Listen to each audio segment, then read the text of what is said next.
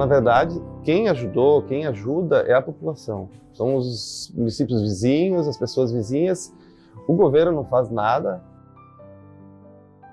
Pegou todo mundo de surpresa, muita gente perdeu completamente tudo, porque nós já vivenciamos algumas enchentes aqui no município, né, que é uma região ribeirinha, mas nunca numa proporção tão grande. Estamos em Mussum, no Rio Grande do Sul, cidade com o maior número de óbitos pelas enchentes. O município chegou a ficar 80% embaixo d'água. As pessoas têm que trabalhar, não tem mais firma. O que tem tá produzindo pela metade, porque tipo Bom Retiro, metade da empresa foi embora. Então as pessoas elas não acreditavam que ia atingir muitas vezes no telhado da sua casa ou no segundo piso, ou que as águas teriam força para levar as estruturas das residências embora. E é aí que a gente acabou tendo também esse registro de óbitos, que é a parte mais grave, mais triste de toda a situação.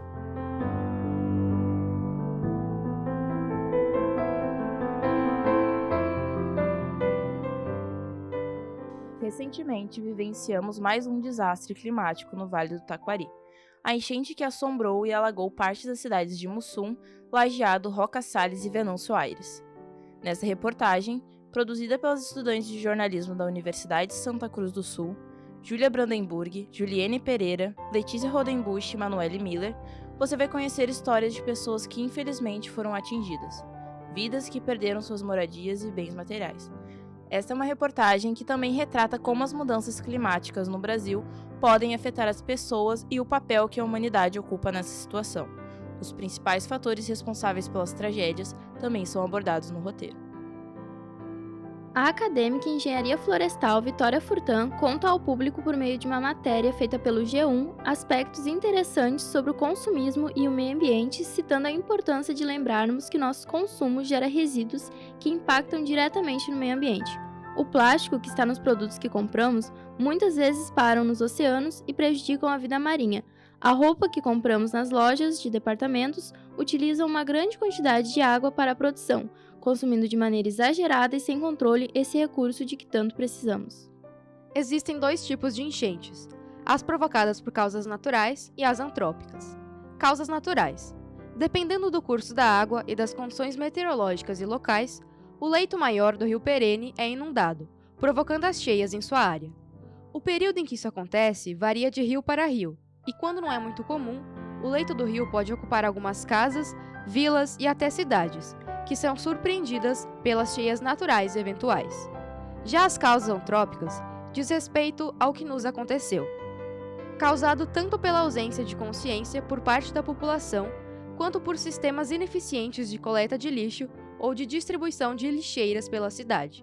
Além do mais, há problemas causados pela poluição gerada por empresas e outros órgãos. Com isso, ocorre o entupimento dos bueiros, que seriam responsáveis por conter parte da água que eleva o nível dos rios. Além disso, o lixo gerado é levado pelas enxurradas e contribui ainda mais para elevar o volume das águas. Hoje nós estamos aqui no município de Mussum, uma das cidades atingidas pelas cheias do rio Taquari, para uma conversa com o prefeito Matheus Trojan. Qual foi a primeira atitude da prefeitura em relação às enchentes?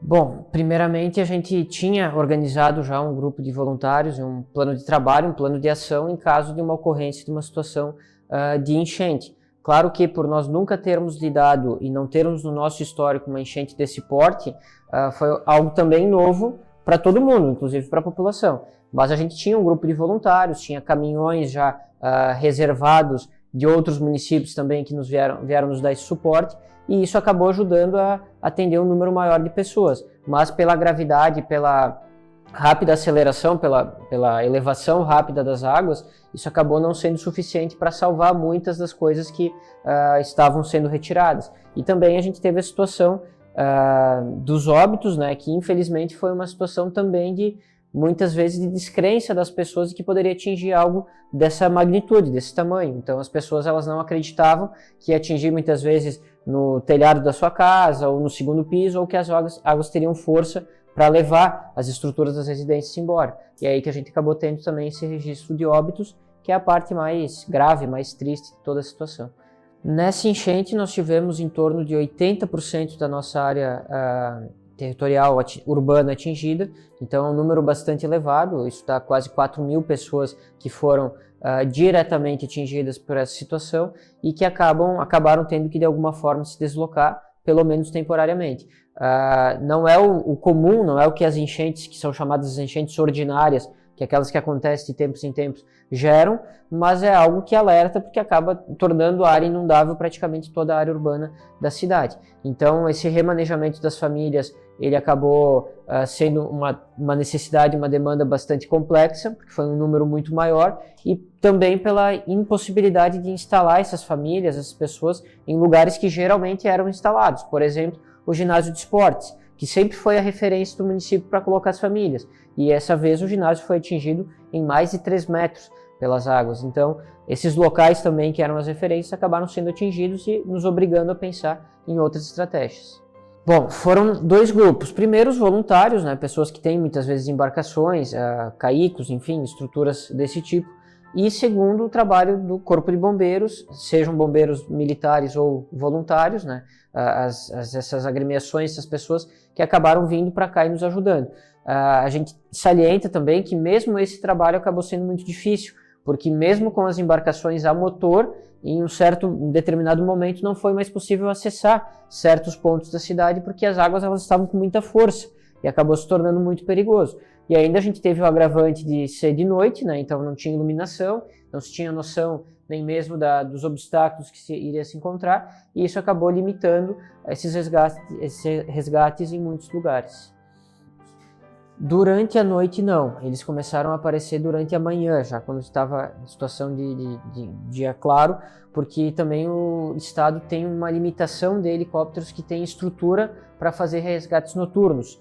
E isso acaba sendo uma dificuldade muito grande, é algo que a gente alerta que precisa ser trabalhado de uma maneira diferente a partir de agora, porque é necessário ter uma quantidade, no mínimo, razoável de helicópteros, até porque se um helicóptero vem atender Mussum, esse mesmo não vai poder estar atendendo Encantado, Roca, Lajeado, Estrela, enfim. Então é necessário ter um volume maior para pelo menos fazer os resgates em situações de risco maior e aí conseguir com as embarcações fazendo os outros resgates que são de risco talvez um pouco menor. Os sistemas de abastecimento de água, nós já conseguimos restabelecer o fornecimento para toda a cidade, inclusive em um tempo bastante curto, que foi algo bastante, entre aspas, comemorado, porque é um serviço essencial, mas a gente ainda tem danos nas redes, nos reservatórios, em alguns pontos, e tivemos vários danos nos poços também, inclusive um deles estará sendo desativado agora, que é o poço do bairro São José, substituído por um outro poço que é de um privado, né, de um particular, o qual a gente firmou um contrato para poder usar essa água, um poço que tem uma boa vazão e que tem as análises boas. Esse poço antigo ele está apresentando análises ruins e provavelmente tem comprometimentos na sua estrutura, o que gera a necessidade de desativar ele pelo menos momentaneamente. Então é uma situação que a gente conseguiu trabalhar de forma bastante rápida, assim como outros serviços essenciais, comunicação, principalmente telefonia, através de geradores de energia para restabelecer o quanto antes, a própria questão de energia elétrica, que a previsão inicial era de levar mais de um mês para restabelecer as energias, o fornecimento em todos os pontos, e a gente conseguiu fazer isso em uma semana. Então realmente foi uma força-tarefa muito grande, uma parceria do município, mas claro, também do Estado e da RGE, para a gente conseguir restabelecer a energia. Questão das estradas, nós ainda temos acessos, principalmente os ramais das estradas do interior, que estão com várias dificuldades, né? A gente ainda não conseguiu tratar de toda essa demanda, mesmo porque o tempo não ajuda muito, né? As chuvas não param, mas as estradas gerais, elas já foram recuperadas, os acessos estão possíveis, com exceção da nossa ponte, Brochado da Rocha, que é a ponte que liga o município de Mussum com algumas comunidades do município de Roca Salles. E essa, então, a parte rodoviária dela, que é uma ponte rodoferroviária, tem ferrovia e rodovia, a parte rodoviária acabou sendo levada pelas águas e é uma obra mais complexa, né? Inclusive, tivemos o projeto entregue essa semana, que estima 12 milhões de reais para a reconstrução dessa ponte. Então, realmente é algo que ainda vai demorar alguns meses para ser restabelecido. No caso de Mussum, e de certa forma também, acho que o único exemplo próximo disso é Roca Salles, nós precisamos pensar praticamente toda a cidade novamente, né? Nós precisamos replanejar urbanisticamente a toda a nossa área que foi atingida, das áreas principalmente de risco iminente, que são aquelas que já eram atingidas pelas outras enchentes, para que nesses locais não se tenha mais a construção. Não é um trabalho simples, a gente está falando de centenas de moradias que têm que ser reconstruídas em locais que não sejam de risco.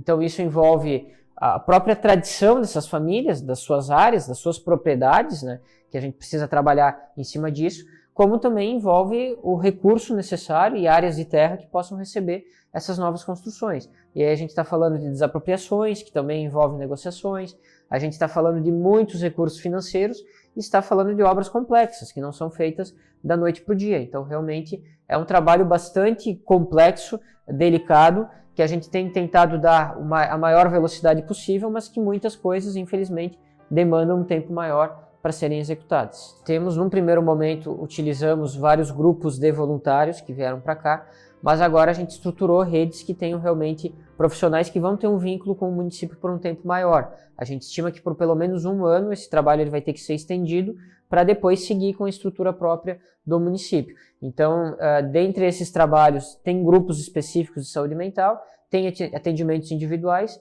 e tem também um trabalho que está sendo estendido agora, que são oficinas, onde as pessoas também acabam tendo uma convivência e nesses ambientes também conseguindo compartilhar suas angústias e ter momentos de união ali, de integração, que possam gerar também benefícios diretos e indiretos na questão da saúde mental. Primeiro que a gente tem que estar sempre ciente que nesse tipo de situação, principalmente na proporção, na gravidade que aconteceu, o tempo é muito curto. Não se tem tempo, muitas vezes, para projetar muitas coisas. Então, a execução máxima ela tem que acontecer de imediato. Então, inclusive, foi um aprendizado para nós que nós poderíamos estar melhor estruturados, mas se não tivéssemos organizado em grupos, em reuniões, em um plano de ação minimamente estruturado anterior a isso, inclusive com contatos de pessoas e de estruturas e veículos de fora do município, essa situação poderia ter sido mais grave. E outra situação que é um aprendizado para todos nós é a necessidade urgente de trabalhos de conscientização. As pessoas precisam aprender o perigo que envolve uma situação de inundação. Elas precisam compreender todo o processo, saber também das metragens do rio, até onde representa um risco iminente para elas, porque tivemos alertas durante o dia da situação até de atingir o nível superior a 25 metros, mas as pessoas elas não tinham o senso, a noção do perigo de que isso poderia gerar, e por isso gerou centenas de pessoas isoladas e óbitos nesse contexto. Então esse trabalho de prevenção, de conscientização e de educação, inclusive, para que as pessoas saibam como agir em situação como essas, é uma coisa que vai ter que ser trabalhada agora ao longo dos próximos meses e anos, porque é um trabalho contínuo, né? Uma coisa que não pode simplesmente se paralisar. É gradativamente ir evoluindo para essa cultura de lidar com catástrofes, que infelizmente agora também é a nossa realidade. Ela não é a única solução, mas ela é importante também, porque ela gera um impacto maior. Por exemplo, esse ano nós tivemos carro de som que passou nas ruas alertando, nós tivemos o uso de todas as redes de comunicação possíveis, seja redes sociais, rádio, enfim, todas as ferramentas que tínhamos, e também a sirene da Brigada Militar, que passou em alguns locais alertando sobre o risco, mas as pessoas, elas mesmo assim não criam essa consciência de risco. A sirene, pelo impacto do barulho, ela acaba gerando um impacto maior e aí sim as pessoas se alertam. É o que acontece, por exemplo, em regiões de barragens, né? Quando as pessoas ouvem a sirene, elas entendem que o risco é imediato, elas precisam imediatamente agir e se retirar dos seus lugares. Então eu acredito sim que seja uma ferramenta bastante importante que vai agregar em todo esse trabalho de prevenção que tem que ser feito.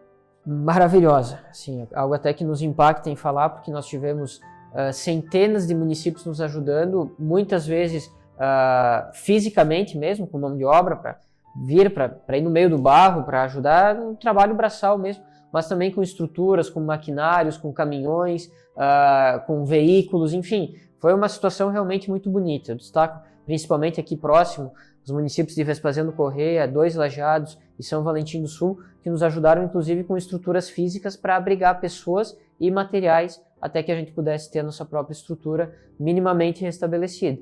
Então realmente são ajudas que, se não tivessem ocorrido, a gente teria uma dificuldade muito maior de ação. E também agradecer as dezenas de milhares de voluntários que de diferentes maneiras nos ajudaram nesse processo.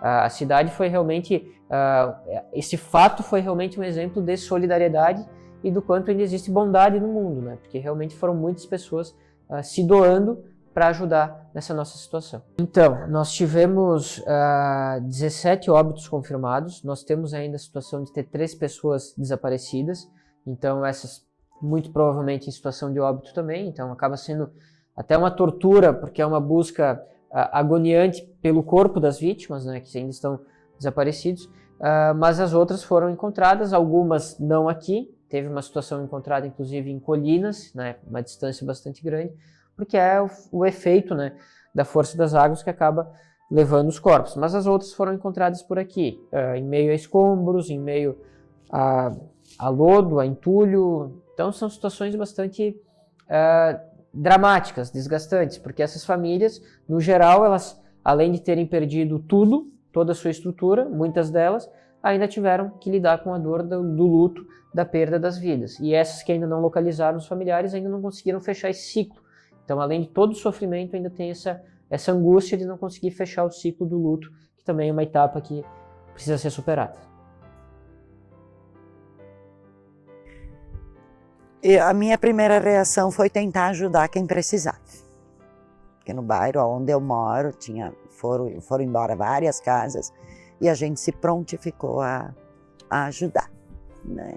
Tipo, lá a gente ficou sem água, ficou sem luz, a gente se mobilizou, foi até o centro de Encantado buscar água, né? E de uma forma ou de outra a gente foi ajudando, como estamos ajudando até essa semana que passou como é que eu vou te dizer, as doações que vinham vindo, né? Então a gente foi ajudando a separar utensílios domésticos, vestuário, cestas básicas, tudo que vinha, a gente ia ajudando até essa semana aqui. Avalio muito gratificante, porque foi uma mobilização entre seres humanos mesmo, todo mundo se ajudando. E a segunda pergunta foi muito gratificante, porque veio ajuda de muitos lugares. Pessoas assim que se deslocaram, pessoas que perderam dias de serviço, que se deslocaram para cá, para ajudar em geral. Tanto na área da saúde, como na área da faxina, na área foi em tudo. Muito bom assim, poder contar, e foi surpreendente o que os outros municípios ajudaram. Municipal, pelo que eu conheço, o prefeito Matheus, é um ser humano enorme. Dá para avaliar ele assim, um prefeito 1000. Porque ele não atuou como um governante do município, ele atuou como um ser humano qualquer, de bota e luva no meio do lodo, ajudando todo mundo. E do Estado, dá para a gente dizer assim que vamos esperar o que vem de ajuda, se realmente vão ajudar com o que estão prometendo, né? Porque as cidades todas viraram um caos, as pessoas têm que trabalhar, não tem mais firma. O que tem tá produzindo pela metade, porque tipo Bom Retiro, metade da empresa foi embora, né? Então assim, para a cidade não virar pacata, precisa do apoio do governo. Qual é o sentimento agora de passar por locais que foram atingidos pelas enchentes, como aqui mesmo? Tristeza. Só tristeza. Foi muito triste ver pessoas que trabalharam anos para conquistar seus bens, né, e agora terem perdido tudo. Teve pessoas que perderam parentes, né, então, pra gente ter ideia, no Trevo teve uma casa que encontraram 5 mortos ao mesmo tempo. Então é muito triste, né. Quando comunicaram a quantidade de desaparecidos, né, então foi muito triste e chocante ao mesmo tempo. Desânimo, não saber o que esperar, né? Saber o que esperar de que pode acontecer. Todo mundo se mobilizou, até pessoas que não pegaram, né? Até minha sogra pegou em enchente, a gente passou uma semana, ela tinha loja de calçados, a gente passou uma semana esfregando calçado à mão, pra te ter ideia. Então, teve muita ajuda de voluntários também que vieram de outros lugares, né? Foi muito bom.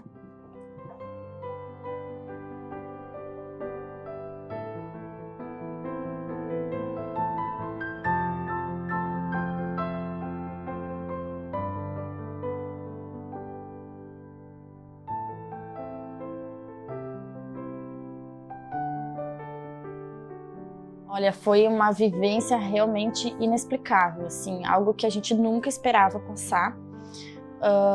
Tanto que pegou todo mundo de surpresa, muita gente perdeu completamente tudo, porque nós já vivenciamos algumas enchentes aqui no município, né, que é uma região ribeirinha, mas nunca numa proporção tão grande. Tanto que aqui na farmácia também aconteceu do meu pai ficar na farmácia para tentar salvar o que desse, e acabou salvando só a própria vida mesmo, porque foi numa proporção muito grande.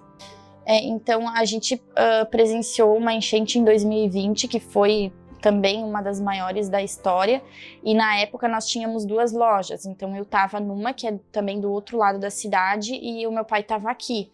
E aqui nunca tinha pego água, sabe? A princípio era um local que não entraria água de enchente, né? Então ele também reside no outro lado, então na enchente de 2020 nós não tiramos nada daqui da loja, né?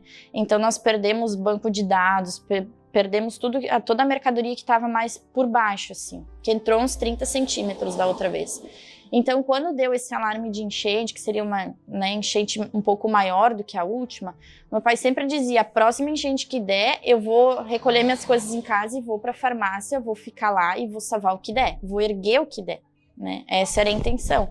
E então, quando começou esse alarme todo, a gente começou a se preparar. As gurias também que ficaram aqui na farmácia, enquanto que nós se dirigimos para nossas casas, que são atingidas também, começaram a erguer. Eu disse para elas: erguem uns 2 andares, assim, as coisas, e vão atendendo, e à medida que vocês vê que, né, fecha a loja. E aí depois que, então, elas fecharam a loja, meu pai veio para cá e ficou aqui. Aí fechou as portas, tudo, e ele foi erguendo. E nós temos bastante coisa em estoque que não tinha dado tempo para erguer, enfim. E daí ele foi fazendo isso. Ele até estava apavorado, porque ele disse: eu tô sozinho aqui, como é que eu vou conseguir salvar tudo, né? E aí foi fazendo. E daí quando veio a água começou a entrar e foi subindo. Eu acho que quando tava, sei lá, daí eu só tinha comunicação via celular com ele, né? Quando a água tava no joelho, na cintura, comecei a insistir para ele sair. Eu disse: pai, tu tem que sair, porque ainda era cedo, nas rádios ainda tava dizendo que ia subir bastante. E ele, naquele intuito, né, de, né, querer salvar o que desse, disse: não vou sair, eu vou ficar aqui, daqui a pouco vai parar.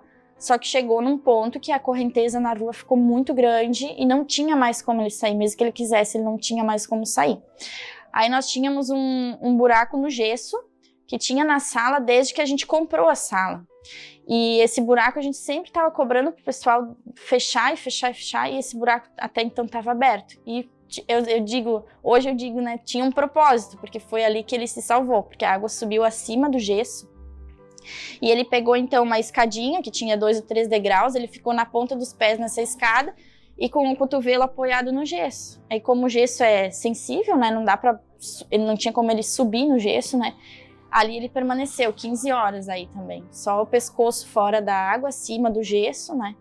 E daí ali a gente foi mantendo comunicação, né? Até às 6h30 da manhã eu consegui ter comunicação com ele. Eu ligava a cada meia hora, pedindo se ele estava bem, se ele estava conseguindo respirar, se a água tinha parado de subir, sabe? E sempre era aquela coisa: eu tô bem. Ele muito positivo a noite toda, assim, ele sempre dizia: não, tô bem.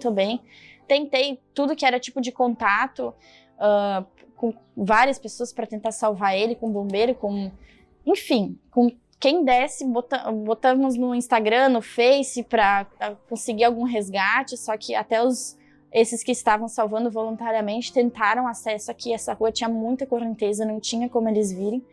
E aí a gente foi levando a noite assim, sabe? Passamos a noite em claro, tentando comunicação. Aí depois das 6h30 acabou a bateria do celular dele. Daí eu entrei em desespero, né? Porque a última vez que eu falei com ele tava com a voz muito trêmula. Ele disse, daí ele deu um pouquinho um arrego assim, daí ele disse: nossa, eu tô com muito frio e a minha bateria tá prestes a acabar. E aí, depois das 5 da manhã, parou de subir a água. Só que o meu medo era hipotermia daí, né? Porque ele tava com a voz muito, muito trêmula. E aí o meu medo foi isso. E daí, quando ele foi resgatado, era quase 11 horas da manhã. Aí esse período, assim, foi o de maior desespero, assim, que eu não tinha notícias nenhuma. Ninguém conseguia ver ele, né? Os vizinhos dali da frente não tinham como ver ele aqui. E daí foi até que eu fiquei sabendo que esses voluntários que estavam no barco estavam aqui. Daí eles começaram a me falar que o pessoal do prédio estava falando comigo, né?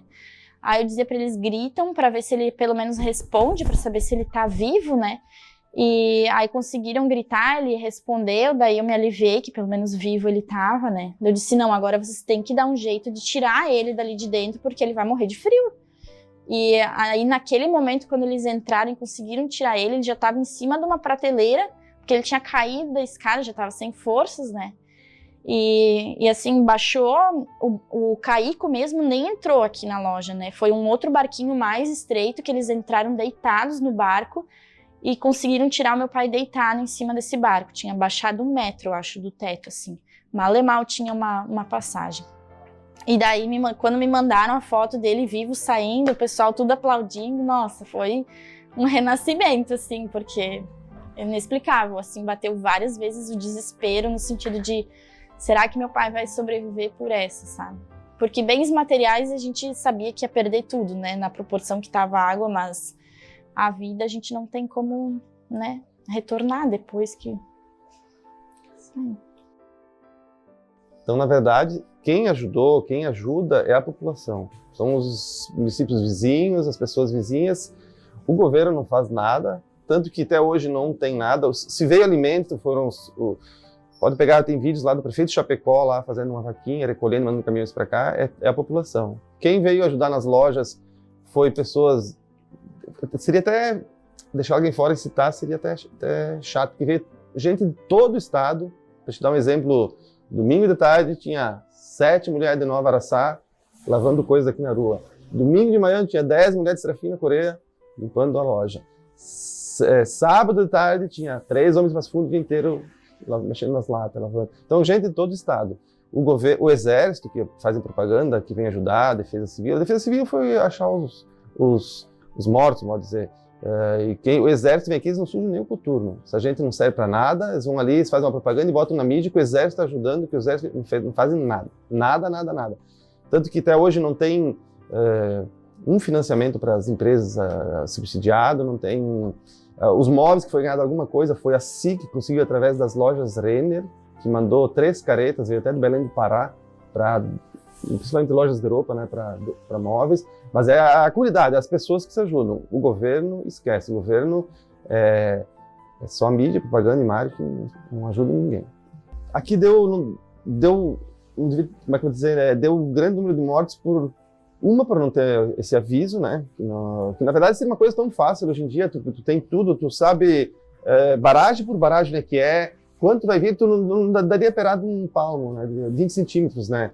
E aí não tem, há tantos anos que ocorre enchente, a gente não tem essas informações, essas bases, né? Eu até tenho uma filmagem, eu podia te mostrar, que eu passei na rua filmando ali, onde a casa foi embora, com 6 ou 7 pessoas dentro, a mãe com um bebê de 1 mês no colo, gritando socorro, um filho de 7 anos, daí daqui a pouco ela deu contra uma outra e foi pro chão e morreu a mãe, os 2 filhos, e o marido e o sogro só se salvaram, né? Tem N casos de pessoas que salvaram, muitas casas eles fazem com chapa, eles não deixam o alçapão por meio de assalto, as pessoas podem entrar pelo teto, e por exemplo, eu sei que quebraram com mareta para tirar as pessoas de dentro e talhadeira, outras que tiraram o chaminé e botaram a cabeça no buraco do chaminé para se salvar. Então, assim, isso abalou, a gente chorou bastante e ficou muito, muito triste, porque é uma coisa que podia acontecer com todo mundo, né? Até nós. Aí falam que a Defesa Civil veio ajudar, isso, aquilo, vieram de manhã, 8, 7, 9 da manhã, mas daí ela já estava baixando, o teto já tinha dado. Então, imagina você tá dentro de casa, sobe no forro, daí ela vai no forro, sobe no telhado, a água cobre o telhado. E tem uns rapazes aqui que sempre já pegam de noite e saem ajudando a gente. Salvaram, uma pessoa salvou 140 pessoas, né? Então, se fosse pelo governo, o município não tem um barco, não tem nada para ele fazer isso, as pessoas que fazem, como eu falei. Aqui não teve essa mobilização para essa Não, nada.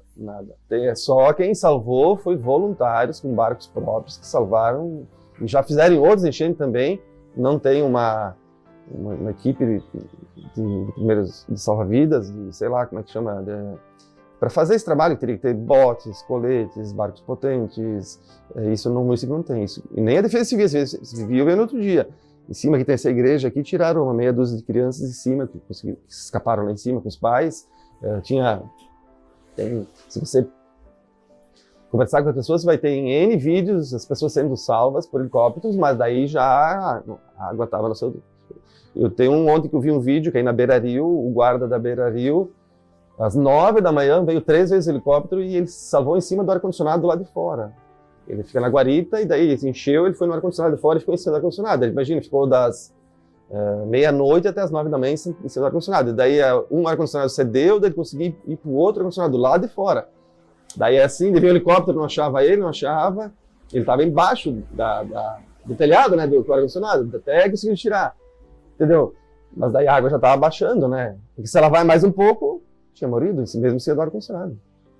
Tu pretende manter a tua loja aqui, continuar vivendo aqui, ou tu acha que tem um futuro melhor saindo daqui para não... Isso, o que acontece? A gente diz, eu quando a gente anda por aí, vocês são mais novas, né? Mas para mim eu tenho como exemplo a Segunda Guerra Mundial. Se você olhar os vídeos da Segunda Guerra Mundial, você vai olhar na Alemanha, não tinha um tijolo em pé. E as pessoas trabalhando era quem? Cada 10 homens, 9 morreram na guerra. Eram mulheres e crianças e idosos se levantando, fazendo tudo manual, passando tijolo por tijolo, passando balde por balde. Em 10, 15 anos era uma das maiores potências do mundo, né?